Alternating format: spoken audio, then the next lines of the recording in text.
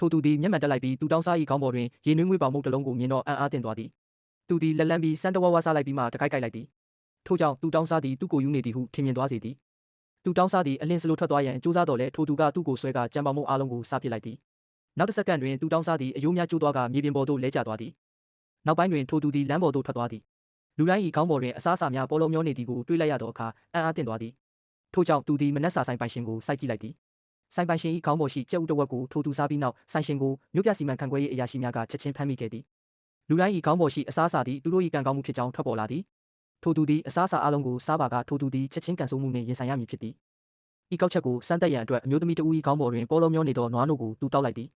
နောက်တစ်စက္ကန့်တွင်အမျိုးသမီးသည်သူမ၏ခွေးပေါက်လေး၏ကိုက်ချင်းကိုခံခဲ့ရသည်ထိုအချိန်မှစ၍ထိုသူသည်အလွန်မာနထောင်လွှားလာသည်သူသည်မျက်မမြင်တဦး၏ကံကောင်းမှုကိုပင်စားပစ်ခဲ့သည်သူနဲ့ပဋိပက္ခဖြစ်နေတဲ့ဘသူမဆိုသူတို့ရဲ့ကံကြမ္မာကိုတွတ်ဆုတ်ခြင်းမရှိဘဲသူ့လက်ထဲရောက်သွားလိမ့်မယ်ဒီထူးခြားတဲ့စွမ်းရည်နဲ့သူဟာအလုပ်လုပ်ဖို့မလိုအပ်တော့ဘူးဒါကြောင့်သူ့အထက်လူကိုအော်ဟစ်ပြီးတဲ့နောက်အလုပ်ကနေချက်ချင်းထွက်လိုက်တယ်ဘတ်စကားစီးနေတော့ခရီးသည်တယောက်ကသူ့ကိုမတော်တဆဝင်တိုက်မိသွားတယ်အဲ့ဒီလူကဒေါသထွက်ပြီးအဲ့ဒီလူရဲ့ခေါင်းပေါ်ကရွှေချောင်းကိုစားပစ်လိုက်တယ်အဲ့ဒီအချိန်မှာဘတ်စကားပေါ်ကလူတိုင်းဟာကန်ဆိုးတဲ့သူတယောက်ဖြစ်မှန်းရုတ်တရက်သဘောပေါက်သွားတယ်သူတို့ကိုတိတ်တိတ်လေးရေမောနေတော့မှပဲသူ့မျက်နှာအမူအရာကရုတ်တရက်ပြောင်းလဲသွားတယ်ကန်ဆိုးတဲ့လူတစုဘတ်စကားပေါ်မှာတခုတည်းရှိနေတာမတော်တဆမှုတစ်ခုဖြစ်နိုင်ခြင်းများတယ်ဆိုတာအဲ့ဒီလူရုတ်တရက်သဘောပေါက်သွားတယ်သူကရင်မောင်းစီပြေးသွားပြီးဆင်းဖို့အလင်းစလိုတောင်းဆိုလိုက်တယ်